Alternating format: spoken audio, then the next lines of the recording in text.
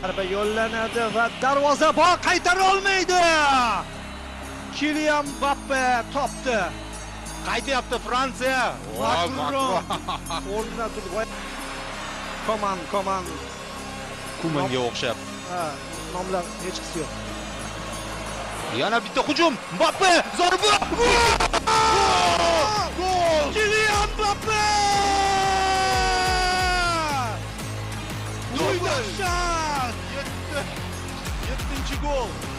Uzrlar boyagi gaplar uchun Messidan o'tib ketyapti. Bitta penalti.